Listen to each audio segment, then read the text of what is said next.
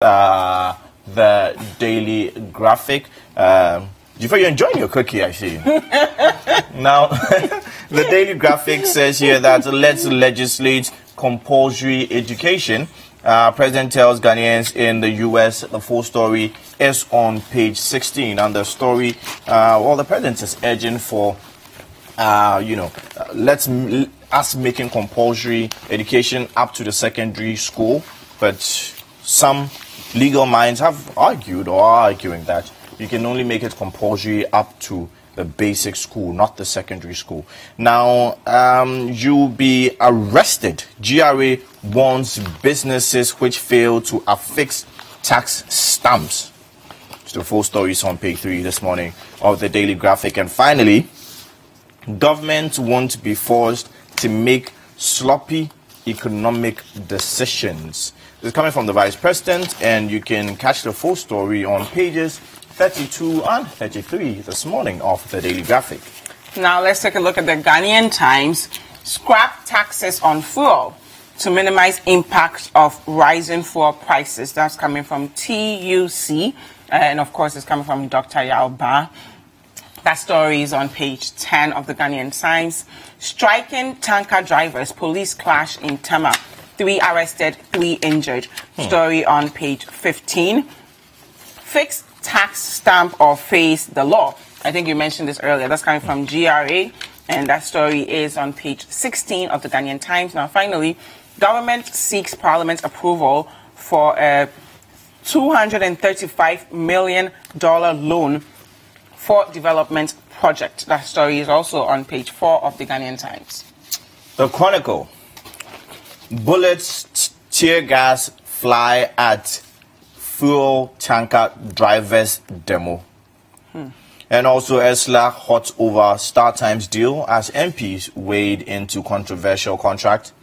Telcos are aiding scam on the Momo market. And also, Nkonya chiefs accuse DC of illegal transfer of district capital using state funds. So that's what we have on the front page of the Chronicle this morning. Now on to the Daily Statesman. First Lady dismisses Star Times partnership. That story is on page 3.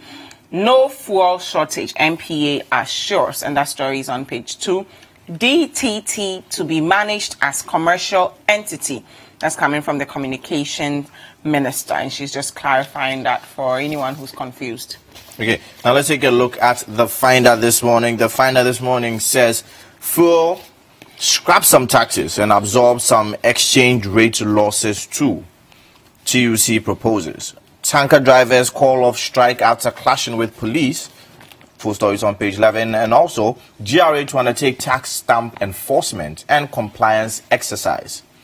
Another story on page 8 says, we are in difficult times, but not in crisis. The president has this to say. And finally, Citi competitive, strong amongst peers.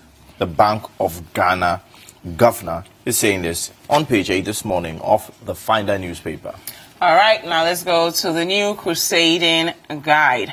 Cuban vice president eulogizes Kofi Annan. That story is on page 7. Times are hard. President admits. That story on pages 3 and 10. We have more fuel supply. We have more fuel to supply. NPA allays fear of fuel shortage. Let's support women affected by conflict. Foreign minister urges world leaders, and I couldn't agree more. I mean, it's really important. Women are usually very affected by conflict, and okay, I think it's important. Interesting. Very important. to call for that. Now, the Business and Financial Times is saying BOG cautiously stays policy rate at 17%, and also banks must pay more taxes to reduce risky borrowing and also stop laziness among some players. This is coming from one Dr. Sajid Chaudhry. And aging farmers threatening cocoa industry. Cocoa Board CEO has this to say. And finally, canned goods, others barred from warehousing. That is what the Business and Financial Times has on their front page this morning. Okay, now on to the custodian. Ursula foils vile propaganda on Star Times deal. That story is on page 3. Reject non-performing NDC again in 2020. That's coming from Baumia, and he's urging voters. That story is on page 2. How NDC destroyed Ghana's oil industry, part 2. Story on page 3 of The Custodian. Now straight to some online stories reading from citinewsroom.com. No donor comes because they love us. The former president of the Republic, John Ajikun Kufuor, has this to say on citinewsroom.com. You can get the full story. Also, Nimoy Thompson slams African leaders over reliance on foreign aid. Reduce taxes, stabilize Citi to bring down fuel prices. TUC is saying this once again. They're saying this very, very strongly. So it's still about calls to reduce or remove certain taxes on fuel. And also, we just don't get up and say no to aid. Interesting. That's coming from former President Kufuor. And also, we won't be forced to take bad economic decisions. Dr. Mahamudu Baumia, the Vice President of the land, also says this on citinewsroom.com. We shall go straight to introducing our guest. Remember that you can join us with the hashtag Breakfast Daily on all social media platforms. And not forgetting the WhatsApp line 0550-585-832. So those are the channels or avenues for reaching us on this show. We've been joined by Honorable Ras Mubarak. He is the Honorable Member of Parliament for Kumbungu. Good morning. Welcome to Breakfast Daily. Good morning. It's good to see you again. It's been quite a while. How are you? You know, we've been on break until yesterday. We've been on a very long, they call it summer break. Summer break. Isn't it always summer in Ghana? It's always summer here in Ghana. You know, we'll be in Parliament for a week and then we are off again. But let me express my sympathies to my constituents, those who've been affected by the recent flooding in the area. It's, you know, the rains have been pounding. And so far, about 600 people have been displaced, with 2 dead already, including a young chap. And you know, the several houses razed to the ground. You know, unfortunately, they still have not been able to secure relief items from NADMO. You know, which is rather unfortunate. And I'm trusting and hoping that NADMO would come to their aid, because when it rains like that, and people lose their livelihoods, their life savings, their homes, it can be traumatizing. And for us in this part of the world, we don't even have systems that insulate people from the levels of trauma that they would go through. You know, not to talk about capital to get back on their feet. If you look at the recent Grenfell Tower fire incident in the UK, for instance, all those who were affected in the building have been compensated adequately. You know, these are the sort of systems we need to put in place to be able to help those who are already desperately in need. So my heart goes out to the affected persons. About 8 communities in total have been affected. And you know, the constituency has a lot of rivers, including the Naoni River that supplies water to the whole of the Tamale metropolis. So when it rains very heavily, it tends to flood, and the effects are mostly devastating. Unfortunately, in our planning, mostly the focus is on cities. You know, we're thinking about how we can construct roads and gutters in cities, but we hardly think about those in rural communities. And I think the time has come to pay attention to rural Ghana. Fantastic. Anyway, so we will start off with... I completely agree, and may their soul rest in peace. Yeah, that's right. Thank you. And also still, adding on to your call for NADMO to assist in the... I've actually made attempts to reach the National NADMO coordinator to no avail, but I'm told it's somewhere in the north. But I've had conversations with the regional director who tells me, even though they are very, very challenged, because several other constituencies We're have also been affected. Yes, that's true. You know, but they're doing their best to get us help. So let's see how it goes. Anyway. Yeah. Thank you. So we'll go on to our first story. Yes. The president is saying we are not in crisis, but Ghanaians are in difficulty. So, do you want to take us through the story? Yes, so the president, Nana Addo Dankwa, has said he expects the country to be firmly handle the current economic difficulties. I'm going to quote him briefly. He says, "It is not a crisis, but the difficulties that we are going through now are difficulties that the system will be able to accommodate. It has meant some difficulties in the lives of ordinary people in Ghana, but they are events that were out of our control, which we have to find a way to accommodate." So what he's saying is, although we are going through difficult times, we will get through, and these are not things that we cannot handle. Where are my stones? What stones do you want? Give me my stones. I told you by the close of the year they were going to choke. But they are not choking. They They're are saying choking. Ghanaians are strong. No. We're going through difficulties, but this isn't a crisis. They are choking. We are in a crisis. Really? We are in a crisis. And for me, the sooner the government admitted that, the better for all of us. Okay, so for my own benefit, can you define in your mind the difference between crisis and difficult times? Okay, so we have a situation in the country where cost of living keeps soaring, where fuel prices keep going higher. You know, it's increased to about 25% since this administration took office, even though they had made copious promises of keeping fuel prices down. The dollar has gone past the city has gone past 5 cedis to $1. It's gone past 5 It's gone past 5 cedis to $1. Okay. Currently, many banks have gone bust.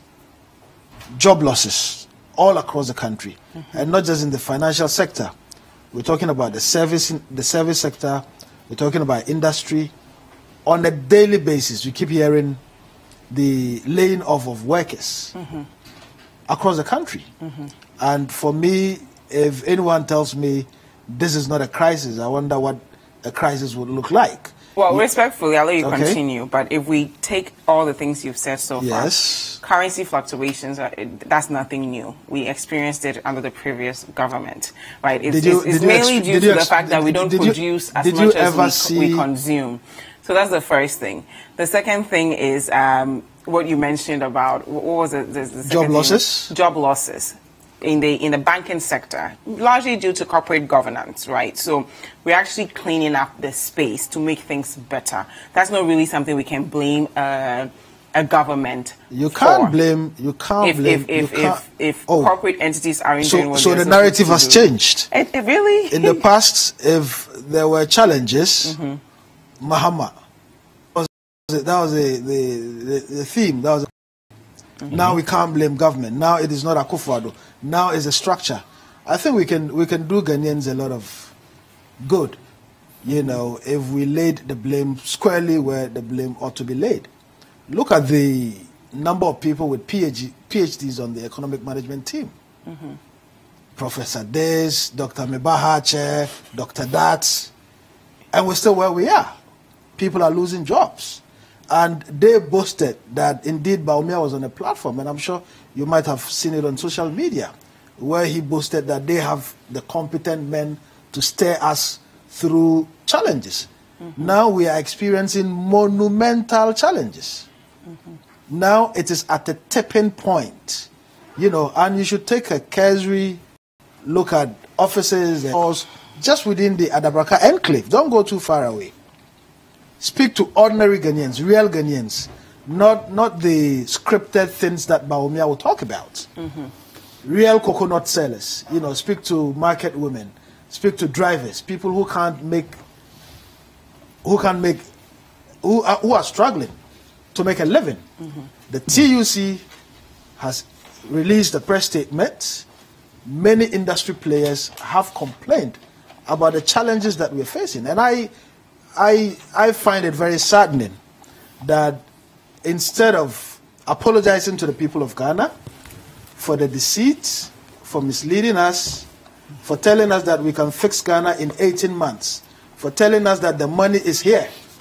He gave reasons. Sorry, before you go on, he sought to give reasons why Who sought to give reasons? times are hard. The president. He said, these dramatic increases in crude oil prices were unplanned for and are straining the budget. He goes on to say, you can imagine the pressure the pressures that in itself has brought on the budget. That $20 increase in crude oil prices, and also the dollar has also strengthened considerably, leading to a rapid depreciation of the Seriously? Yeah. Have we ever had an instance where crude oil prices haven't gone up on the international market? So this is not new. But elsewhere, under Jerry Rawlings, under President, under Kufuor, under Prof. Mills, under Mahama, they managed it. They steered affairs properly. Never in the history of this country have we seen the collapse of 7 banks leading to job losses. Never in the history of this country have we seen radio stations, TV stations, laying off workers like we are seeing today. Never in the history of this country has a government lost its goodwill. And we are not even into the second year yet. We are not even in, they've not completed the second year yet. There's a complete collapse of confidence and trust in this substandard government. And I'm glad the president has made an admission. Are you saying the media houses broke down because they don't trust the government? I'm trying to see the relationship between the two. I'm saying I gave you a series of examples. I told you media houses are laying off workers, right? I told you industry is laying off workers. I told you banks have gone bust. 7 banks, never in the history of this country, from Nkrumah till date. Because of they allegedly breached the law. Is that not the reason why they went down? The Bank of Ghana is a regulator who appoints the governor of the Bank of Ghana. If the Bank of Ghana is not putting in place the checks, and let's not divert the narrative. Okay. Because if it was Mahama, for which reason that we lost power in 2016, you can't tell me that, oh, it is the system. Well, the blame falls or should be laid squarely at the doorstep of the president, who has said, look, Ghanaians are tightening our belt. You are, she is, he is, right? The president is not tightening his belt. Okay, Honorable, I just want to make one thing clear before you move on. If in the past we blamed a specific person for issues we're dealing with as a country, shouldn't this say a lot about our ability to now look at things objectively and not make everything about politics, and actually see that these are fundamental issues? Because if the previous government dealt with it and this government is going through it, then we really need to maybe strip politics off of it and address it to the core. These are you say we are tightening our belts, but the president isn't tightening his and I was going to belts. get to that, but this is not politics. Okay. Citi TV is a media house. If shares are plummeting, somebody would have to take the blame. Yeah. And ultimately it would have to trickle down. If you're no longer getting adverts, somebody from top to bottom would have to take the fall for it. The president is the chief executive. He appoints. So if his ministers are corrupt, if his appointees and ministers are engaged in sweetheart deals, like we're seeing in the Ministry of Communications, which we would come to later. I'm giving a series of examples. I don't think it's fair for us to blame the president when a private bank has breached the law. And you use my taxpayers' money to bail out the bank. Well, we have to secure depositors, right? So you're doing it for depositors. And the banks are going to pay whatever it is that they need to pay back, right? And who has taken the fall at the Bank of Ghana? If this had happened elsewhere, it happened in the US, the credit crunch in the UK, people went to jail, not even losing their jobs. People went to jail, right? For the mess they created. How many people have been arrested? Okay. How many people have been prosecuted? And you know how much relief the monies we used to bail out the banks could have done to my people, my constituency, which is currently flooded with about 600 people displaced? You use my money, my taxes, and my constituents' taxes to bail out irresponsible bankers, to let the governors of the Bank of Ghana go scot-free. and you say we should clap for you, and you say, oh, it's not the president. Who is the chief executive officer of the country? It is Akufo-Addo or Nana Addo Dankwa Akufo-Addo. If fuel prices are going higher, we didn't say, you know, he's going to fix the country in 18 months. He said, okay, we need to wrap up. So we have to introduce our guest. In 18 months. Let's wrap up. In 18 months, Ghanaians would have relief. You don't need to do all that extra. In 18 months, Ghanaians have regretted. There's complete collapse of confidence. Look, they've lost the goodwill so badly. If elections were held today, it would be a miracle even if they got 30%. Thank you. We've been joined by flag bearer yet. It would be a miracle if they got 30%. Who is the MP of Asen North. Reverend, good morning. Good morning, Jifa. Or should I call you Honorable? MP for Asen South. Yes, MP for Asen North is my sister, Abnadua. Okay, thank you. Thank you for that. We're discussing the president. So the president is, of course, out of the country, and he's talking to people in the diaspora. And he says that Ghana, we are not in crisis, but Ghanaians are in difficulty. Now, Honorable says that that's not true. Fuel prices are high. The Citi seems to continuously depreciate. Ghanaians are struggling, and it seems as though we really are. I mean, he pays more for his gari now than he did a couple of months ago. So what are your thoughts on that? Yeah, thank you for the opportunity to be here once again, to your good self, Jifa, and my brother Isaac. And a good morning to my good friend and colleague, Honorable Ras Mubarak. Good to see you again. And now our cherished viewers as well. It's important that I foremost convey my condolences and to commiserate with the good people of the Upper East region for the lives that were lost and for the properties that were damaged over the flooding that occurred some days ago in respect of the opening of the dam from the Burkina side and our failure to have been able to build a Pwalugu multi-purpose dam to have contained, you know, this disaster. It is really sad. Usually when disasters occur and properties are even damaged or destroyed, you can replace them, you can rebuild them, you can restore them. You know, when people are displaced, there could be some relief that could even come to them. But when lives are lost, it is very unfortunate.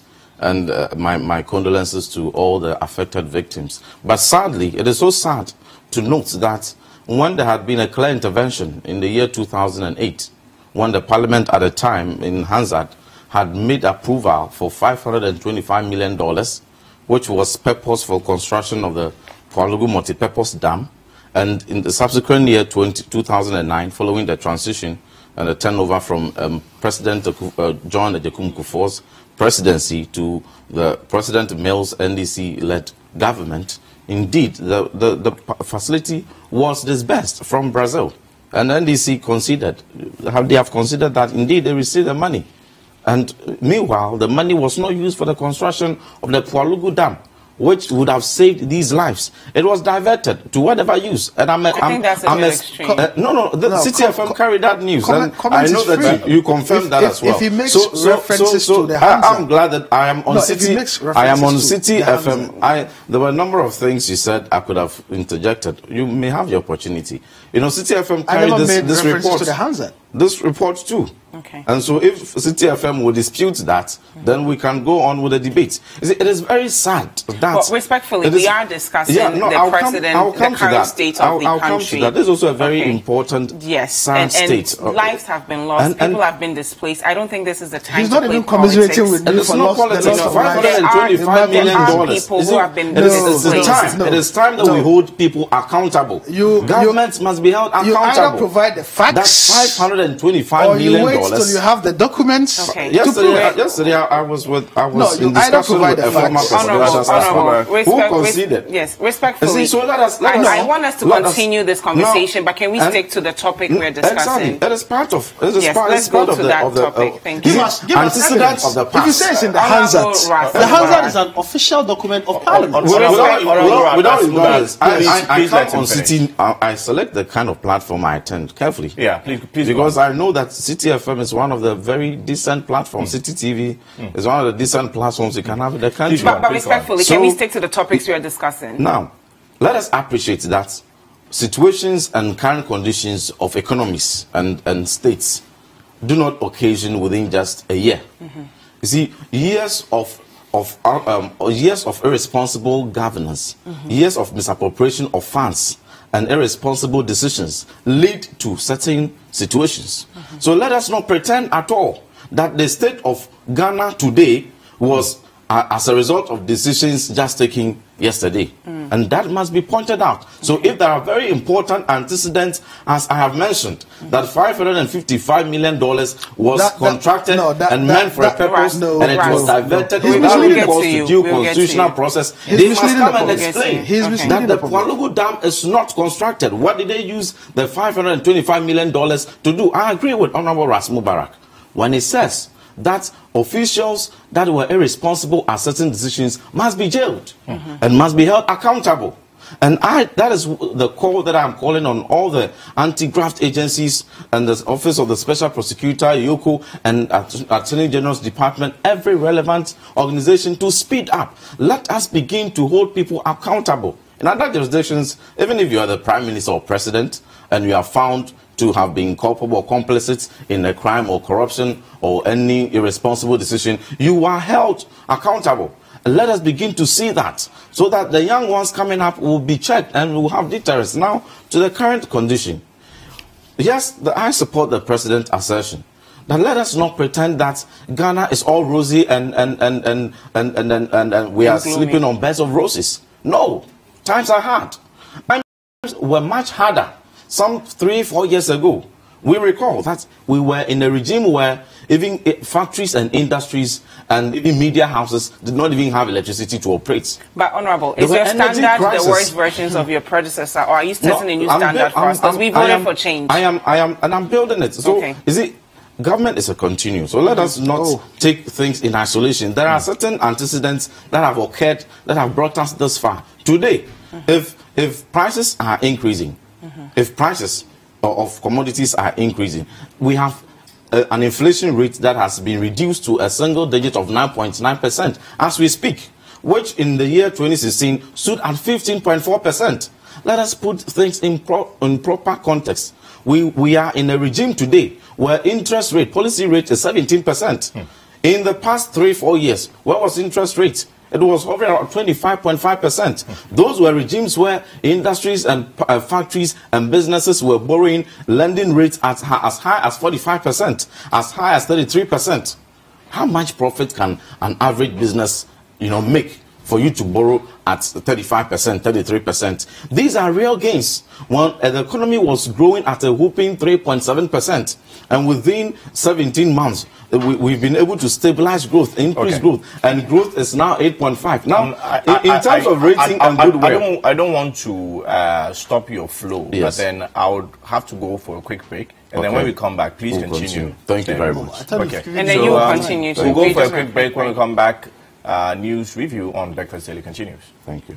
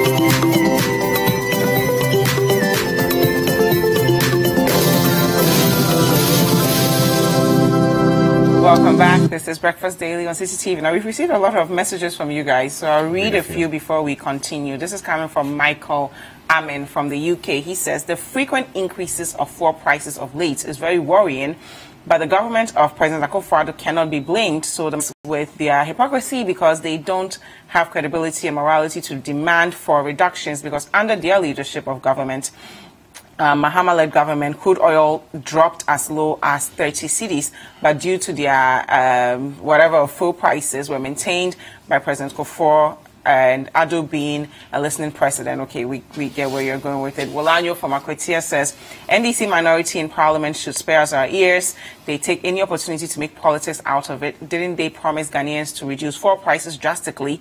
But when they assumed office, didn't they increase it drastically? MPP is delivering. That's coming from Ernest Yaokumi. And Dr. Abedi from Kwadaso says, big ups to TUC for urging the government to scrape some of the taxes on fuel prices to cushion Ghanaians. Also, government must look into the various margins and their impact on fuel pricing. At current levels, fuel prices have reached an unsustainable peak for Ghanaian workers and our families. Hi to Reverend Samuel Mensah. So keep your messages coming with the hashtag Breakfast Daily and the WhatsApp line 0550-585-832. We're still discussing times being hard. As we can tell, fuel prices have gone up. People are struggling. We don't even have disposable income. When the government came into power, they said we're going to move the economy from production to taxation, right? But if you don't have disposable income, how do you even patronize local goods? Earlier this week, we had issues with Giba fighting with the, having issues with the communications ministry. So clearly, times are hard, but at what point do we say this is a crisis? And in your views, in just a minute, what's the way forward? Yeah, I think it will be fair that I'm granted just a little beyond a minute to respond to some of the issues. But to start with, yes, I agree and I concede that indeed times are hard. Times are hard. And recognizing the interventions, the very positive interventions and assertive interventions that the President Akufo-Addo-led administration has put in place, and the effects that has been seen and reflected on the economy, having ameliorated the hardship to the point that we still see it. There's still a lot more that has to be done. And see, we must appreciate the point that for the hardship that Ghanaians were plunged in the past 8 years. I don't want you to go there. It is not going to take a year for us to suddenly see a miracle. During election time, we were promised. So Ghanaians have a lot of expectations. When you promise people a lot, when you promise that you're going to do A, B, C, did they have a lot of expectations? If you would allow me, I would mention the promises we made. But I don't want us to keep going to what your predecessors did. I think what I think in all fairness, the hardship has built up over the years. Over the years. And I'm telling you what interventions we have done. And I'm telling you that in regimes, what would have been the hardship we face today if businesses were still borrowing at 33%? If policy rate was at 25%, for instance, conjecture. What would have been the hardship? Yes, times are hard now, but what would have been the state of the economy and the hardship in households if people had to pay their war school fees on their own for free SHS? What would have been the situation in the country if electricity tariffs for the industries had not been reduced for 30%?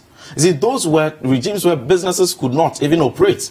Now, the energy sector has been stabilized. We've seen the energy tariffs also reduced. So what the implication here is that more and more companies the energies within the private sector have been freed up, and they are expanding, and they're able to employ more people, and they're able to borrow at lower rates. Inflation has reduced to a single digit, meaning that the rates it doesn't mean that the prices are not going to increase, but the rates at which prices are increasing are on a slower rate. Now, talking about goodwill, I am here to submit to you, we all follow reports of the international ratings of the economy.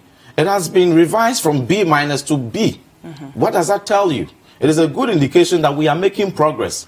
When people are ascribing, my good friend, Honorable Mubarak, is, blaming a current government that has just been in power for 17 months for crisis that bedeviled the banking sector some 5 years ago, and the failure for the people in administration and in charge to have been able to arrest the situation.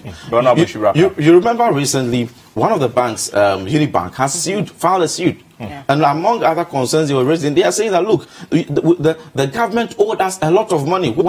as non-performing loans. If those monies had been paid to us, perhaps our banking situation and our books would have been better. And so these are, you remember the energy sector loan and the non-performing loans, for instance, for which we had to, raise a bond to even, so if the government was owing a lot of these banks, if there were interest rates in rocketing regimes, that obviously would make it a recipe for non-performing, and coupled with some corporate governance challenges built up over the years has led to the collapse of these banks. This is a failure of the previous administration. Thank you very much. We are into clean up. We are ending you on that point. Thank you very much. Honorable Reverend. Thank you. Honorable Reverend. Briefly, just 1 minute. But I want us to introduce the next story. Then you can come in with maybe a quick rebuttal to what he said. Then so we can make progress. Thank you. Okay. So, but you can. Okay, just go on. Just go on. All right. But just a quick one. So Citi Newsroom.com or formerly CitiFMOnline.com. That reports indeed that Parliament in 2008 contracted a loan for the $525 million facility from Brazil, from the Brazilian government, for the Palugu multi-purpose dam, and this money in 2009 was released but diverted subsequently for the construction of the Eastern Corridor Road. Now let's move on to... Please, I don't speak to conjecture. I speak to facts. What I challenged you, because you had made references to the Hansard, you just wanted I wanted you to show us evidence of what you were saying, of the dimension. So the next topic is the DTT migration, which we've been talking about all week. So the Daily Statesman said, I'm reading from page 2, DTT to be managed as commercial entity. The Ministry of Communications says the government has no intention of handing over Ghana's national digital terrestrial television DTT platform to StarTimes. In a statement signed by the Communications Minister Ursula Owusu, she said that the DTT would rather be fared as a commercial unit which will be incorporated as the Central Digital Transmission Company Limited. I want to just quote her. The ministry wishes to state emphatically that it has in no way committed to and does not intend to hand over the management of the DTT infrastructure platform to any third party. The DTT shall be managed as a commercial entity incorporated as a Central Digital Transmission Company. He goes on to list all the local stakeholders who will be involved in this platform. In the management of the platform. So let's talk about this. Okay. So first of all, in a quick response to some of the things that the Reverend said, I would advise them. You should be humble. Eat a humble pie. Tell the good people of Ghana that you have failed them. No one put words in the mouth of the president when he said certain things would happen. Ghanaians expect those things to happen. It was based on those things that they were voted for. So we are challenging you to either fulfill your pre-election promises or apologize to us. Basically, the promises have been fulfilled. Which promises have been fulfilled? Please, let's go back and forth on this one. Let's move on to DTT. John, we are working within time, John. I can heckle. Please, let's not do that. You are an honorable member of Parliament. And then the Reverend... Let's move to the DTT conversation. So Ghanaians are really suffering. And there is a crisis. Apologize to Ghanaians. Tell them you have failed them, but they should pray for you to finish your 2 years and then you can hand over to the NDC. Thank you. That would be standard. DTT now, be managed as a commercial entity. DTT. I think it will be useful for listeners and viewers if we could give them a background to this whole thing so that they have clarity. Okay. So Ghana signed up to a Geneva... And let's make the background very objective. Absolutely. Okay. Ghana signed up to a Geneva Convention to migrate from analog to digital so that our viewing can be clearer, the things we hear on radio can be clearer and crisp. Processes were put in place to facilitate that migration. And Ghana gave a contract to a local entity called StarTimes DSTV Ghana Limited to help us move from analog to digital. Now, StarTimes needed money to be able to do that. So they went into an agreement. First of all, they approached the Chinese, and the Chinese said, "Yeah, well, yes, we have the money, but to give you the money, you would have to outsource the contract to us." So, in a competitive way and in an open and transparent manner, StarTimes Ghana outsourced the contract to StarTimes China. Now, StarTimes China failed to fulfill its contractual obligations in respect of the job, in respect of the timelines. That's not failure. Please. Ghana gave them an extension. Again, they failed. So the government sought advice, or the Ministry of Communications sought the advice of the Attorney General. The Attorney General, in her expert advice, advised that the contract be terminated. So it was terminated. StarTimes China, unhappy about it, went to court here in Ghana. In our high courts, the court upheld the decision of the government of Ghana. Unsatisfied by it, they went for international arbitration. At the preliminary stages, clearly you could see that Ghana was winning the case until our friends, the MPP, came in. And they said they want to discuss or deal with the issues out of court. Now, fast forward. The First Lady travels to China, meets with Chief Executive or the President of StarTimes China. I don't think we want to bring the First Lady in here. I'm building a point, if you would allow me. Okay. These are things that have happened. Okay. Are you saying you are unaware that the First Lady had been to China? Are you saying you are unaware that we haven't seen video, audio, and newspaper reports? But her office actually released a statement saying they have no influence to the current state of StarTimes. The First Lady travels to China.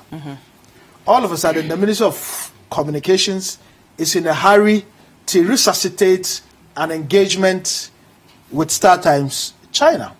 Now, the ministry signs an MOU to give them an enhanced contract of something that a local entity, because when StarTimes China failed to fulfill its obligations, the job went to KNET, a local entity that did the job and is almost at a completion stage.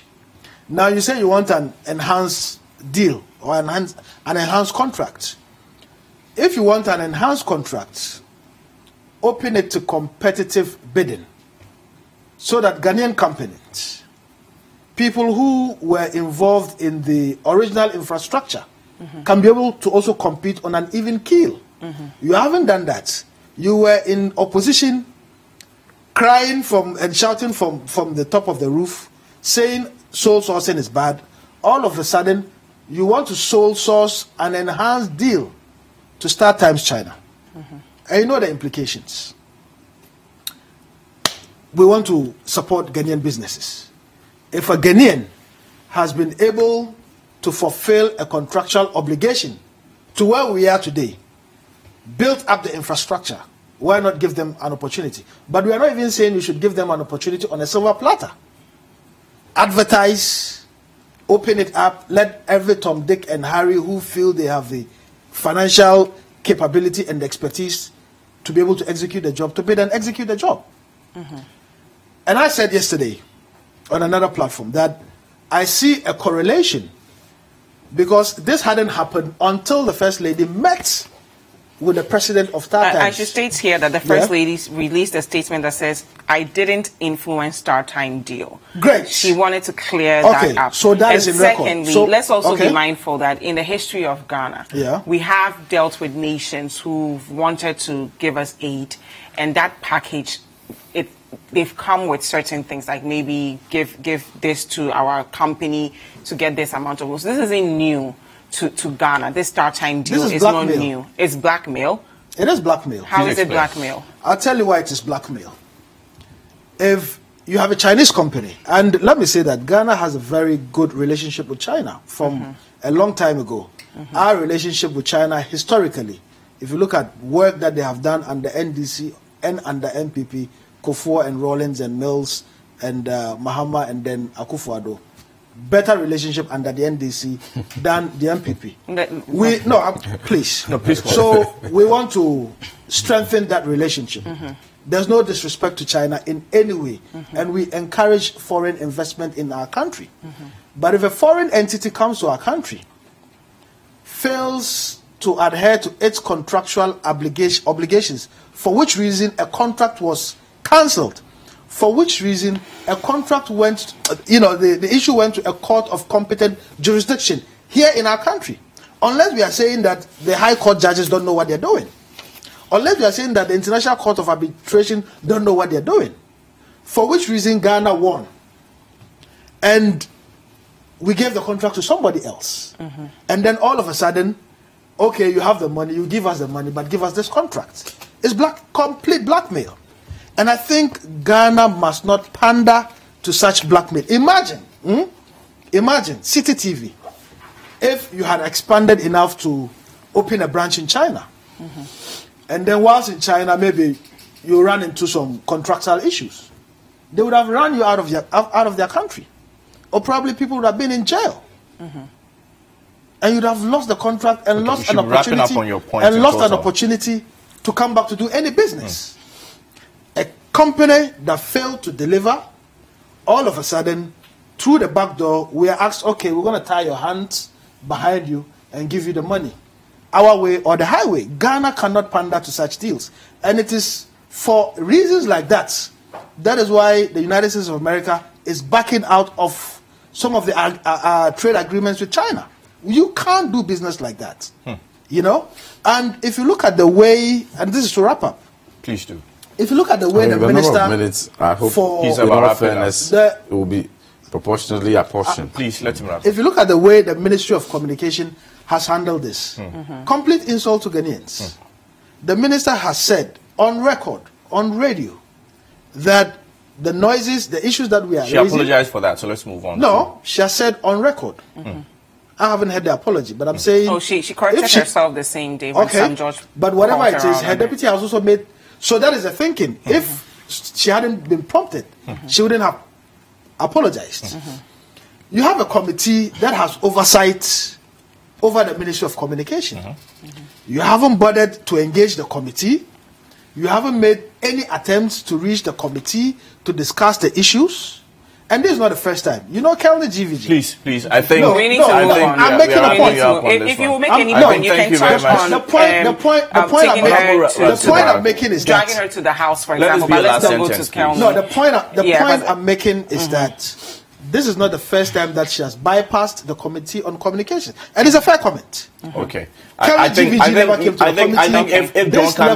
if John comes in and wraps up, you might need to respond to what he may have to say. So, John. Yeah, but I would appreciate that you take note of the time apportion, and in all fairness. No, in all fairness, he was giving us a background. Yes, right? I have a lot of background that I can also give. See, let us put things in proper context. Okay.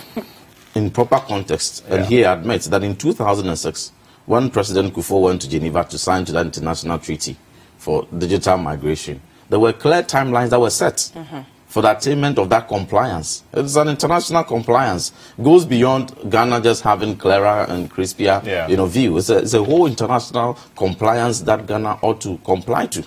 Now, all the timelines that were set were failed. And within the period, the 8-year period, that project was the process was handed over to the NDC to effectuate.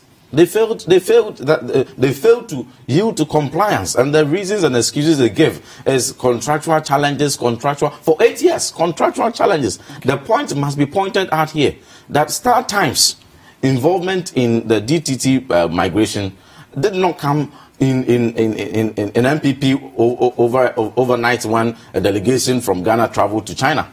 That erroneous impression must be corrected here and now. You see, it is so infantile for anyone to think that for a first lady's ongoing foundation. I take great exception. A first lady's to the word infantile. In all fairness, he didn't say stuff like he didn't say that. Any attribution to anybody? But you're just saying that. Have I made any points? Have I really made any points? Exception. This is premature heckling. I'm stating that it is infantile and you no, want to, and you have not even heard what. Let him finish his statement. I would respond to him if he gets away with it. No, he won't get away with it. He's making a statement.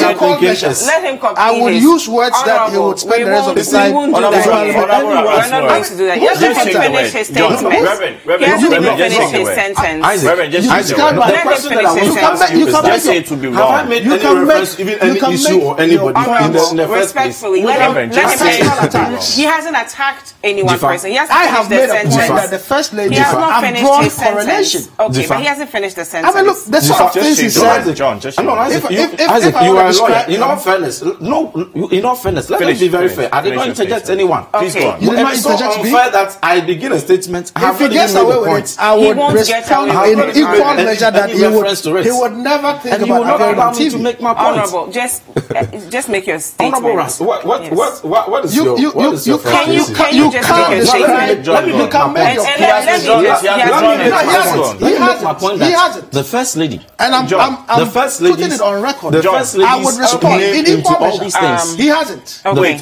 He hasn't. We're not going to continue. Respectfully. What point have I done that I need to retract? Wait, and what reference have I made that needs to be retracted? he was initially making a statement, and he stopped making the statement. Now he's moving And it's along an with a infantile different allusion. Okay. No. He said it's so infantile, and he stopped. So let's move on from there. I made a point Yes, but let's about not. the first lady. I will not sit here and allow somebody to put words in my mouth. No. And for somebody to complete my statements for me. Okay, If I make my statements, we've talked a lot. and Let me then- just put this into perspective for our viewers. I beg you. Let's respect the Let's put audience. this into the perspective of our viewers. We're discussing DTT to be managed as a Exactly. commercial entity. We've talked extensively about DTT. Now let us know where the interest of Ghanaians lay in all of this. I just want you to bring out, because we see the interest of China and Chinese government and Chinese businesses trying to expand. They see us as markets, right? At what point do we begin to say, let's encourage local businesses to a point where they can also expand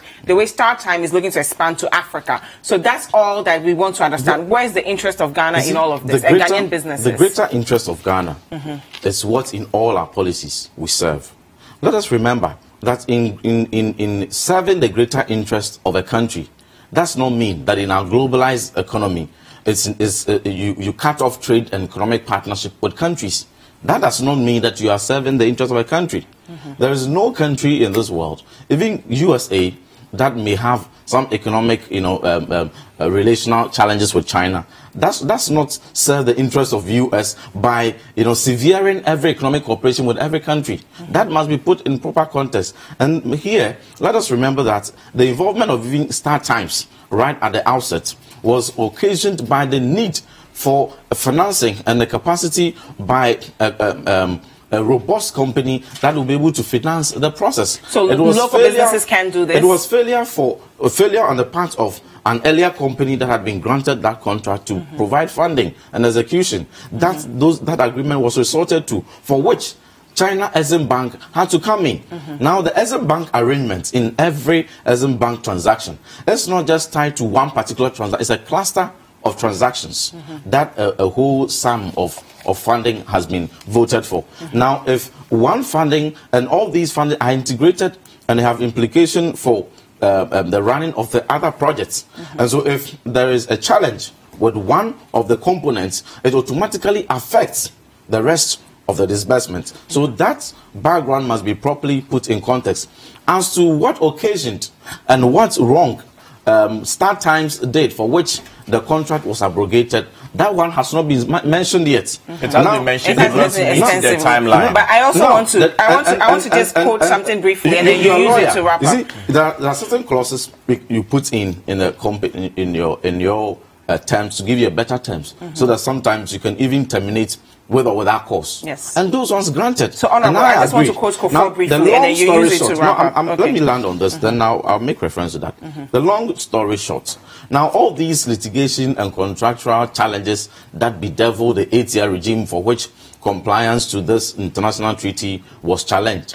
Now going forward, let us move forward. KNet has delivered their contracts, and their contract has ended. A new phase 1 has now been delivered. 40 channels have been, established, and there's a need for the phase 2 to also, commence for an expansion of 60 channels, so we can have a total of 100 channels, and these are all parts of the migration processes. And so this is an entirely new agreement. So the impression must be corrected. It's not the case that a local company is running something that they are not done, and it has been abruptly, terminated for another company to be given that opportunity. What we are doing is that we had an existing arrangement, which was not even started by MPP. It was a country-to-country arrangement, and when it comes to country-to-country arrangements, it goes beyond a particular government's interest. Okay. And for whatever that challenged that situation, we still have an important economic, partnership agenda in the greater interest of Ghana. Again, I agree with President Kufuor when he says that. Let me quote him. He says we need to build our negotiation skills up so that we get a fair share around the negotiation table, because whether from east or west, none of them come because they love us. They come for what they can get, and we must also learn what we want from them and learn to negotiate and take it. So where is the Ghanaian business interest in all of our negotiations with foreign donors? In all of our negotiations, for you to have a better bargaining power, you need to have a strong macroeconomic footing. You need to have strong macroeconomic stability. This is the fundamental condition to even arm you. Do we have that? Yes, and that's what has been said on the right footing. When growth has increased from 3%, that's where when people discount the need for macroeconomic fundamentals to be set right, that it does not reflect in our pockets. I disagree. Okay, because you necessarily need that. Thank you. My good friend, Mubarak. That just no. He has to make his last. I was going to say something. Thank you very much. He's my good friend. I can never say anything directly. He knows my style. I can never. The percentages you talk about, tell that to the sound man. Tell that to the cameraman. Tell that to the woman who's struggling to pay her children's school fees, that the economy is better today.